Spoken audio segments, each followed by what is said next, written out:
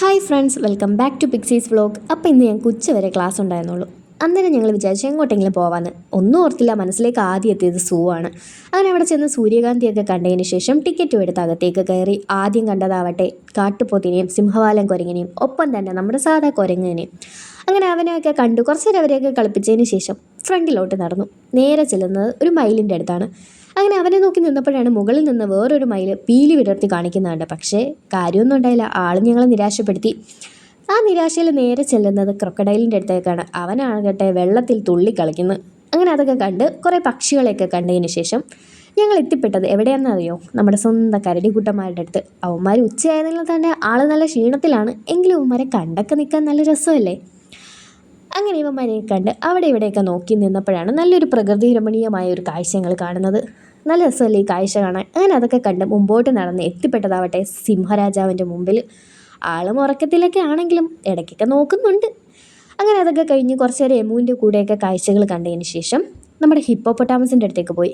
അവന്മാരാവട്ടെ ദാ വെള്ളത്തിലേക്ക് എപ്പോൾ ഇറങ്ങാൻ നോക്കി നിൽക്കുകയാണ്. അങ്ങനെ അതിനുശേഷം കുറച്ച് സാമ്പാ ഡിയറിനെയാണ് ഞങ്ങൾ കണ്ടത്. ഇത് സാമ്പാ ഡിയർ ആണെന്നാണ് എൻ്റെ വിശ്വാസം. ബോർഡൊന്നും വായിച്ചില്ല.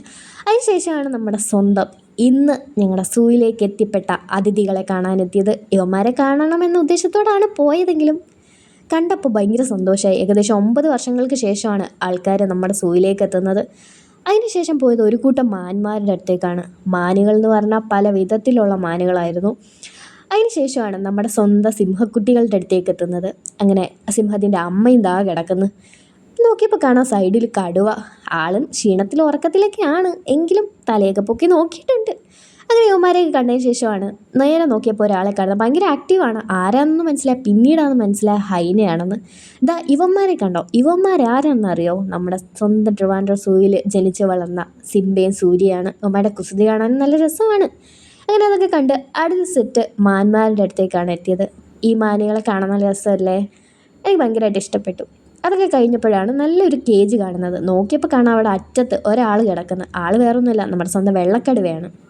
അതിന് ശേഷം ബട്ടർഫ്ലൈ പാർക്കിലേക്ക്. പാർക്കെന്ന പേരേ ഉള്ളൂ, അവിടെ ബട്ടർഫ്ലൈ ഒന്നും ഞങ്ങൾ കണ്ടില്ല. എങ്കിലും കാണാനൊക്കെ രസമുണ്ടായിരുന്നു. അവിടെ നിന്ന് നേരെ ബാക്കി എല്ലായിടവും വിസിറ്റ് ചെയ്ത് ഇന്നത്തെ യാത്ര ഞങ്ങൾ അവസാനിപ്പിച്ചു.